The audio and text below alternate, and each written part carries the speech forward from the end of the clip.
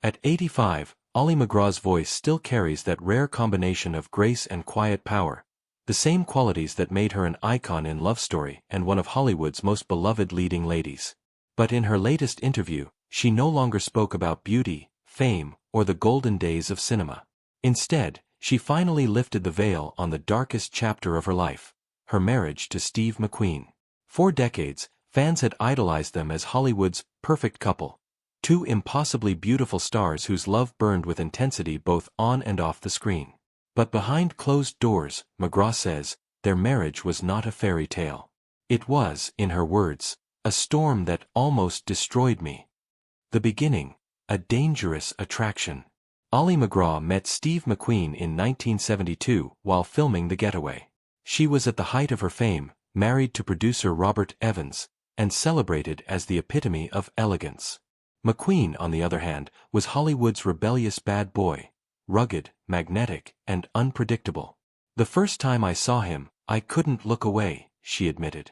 There was something raw, something dangerous about Steve. He had this quiet power that drew everyone in.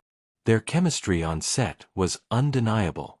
Within weeks, rumors of an affair spread across Hollywood, and by the time filming wrapped, MacGraw had left her husband for McQueen. I thought I was walking into the greatest love story of my life, she said. But I was walking into a storm. The control and isolation. When they married in 1973, MacGraw imagined peace and partnership. Instead, she found herself in a relationship dominated by jealousy and control. Steve wanted me to quit acting, she revealed. He told me, I don't want you around other men, I don't want you in Hollywood.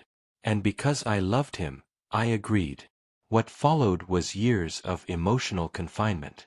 McQueen's possessiveness, fueled by insecurity and his need for dominance, grew unbearable. He could be loving one minute and terrifying the next, she said softly. If another man so much as looked at me, Steve would explode. MacGraw recalled long stretches of silence, the loneliness of being cut off from her friends, and the constant fear of setting off his temper. He was a man torn between love and rage, she said. And I was the one who absorbed both. The violence and fear. For the first time, Ollie also admitted that McQueen's anger often turned physical. There were moments when I was genuinely afraid, she confessed, her voice trembling. He would drink, he would lose control. The world saw a hero, but I saw a man haunted by his own demons. She didn't speak in detail about the violence, but her silence between sentences said enough. I thought I could fix him, she continued. I thought love would heal whatever pain he carried from his past. But it doesn't work that way. Friends at the time noticed her withdrawal from public life. She stopped taking film offers, stopped appearing at events, and was rarely seen without him. He wanted me to belong to him completely, she said.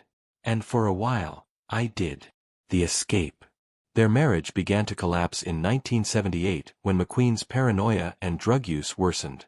I remember sitting in our house one night, realizing I didn't know who I was anymore, Ollie recalled. I had given up everything. My career, my independence, my peace. And for what? Leaving him was not easy. Steve begged me to stay, then cursed me for leaving. He said I'd never survive without him. But by then, I'd rather face the unknown than live another day in fear. Their divorce became final in 1978, just 2 years before McQueen's death from cancer. Ollie never saw him again, but she confessed she still carried conflicting emotions, sorrow, guilt, and compassion. I never stopped caring for him, she said quietly. But I could no longer destroy myself to save him. The healing. Now, decades later, Ollie McGraw lives a life of simplicity in New Mexico, far from Hollywood's glare. Peace is the greatest luxury, she said. I learned that too late, but I learned it. When asked what she would tell her younger self, she smiled wistfully. Don't mistake intensity for love.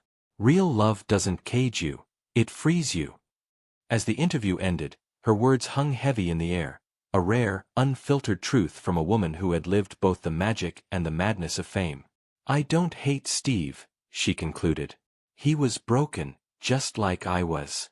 But surviving him taught me the most important thing of all, that even in the ashes of pain, a woman can rebuild herself. And at 85, Ollie MacGraw stands not as the woman who loved Steve McQueen, but as the woman who finally learned to love herself.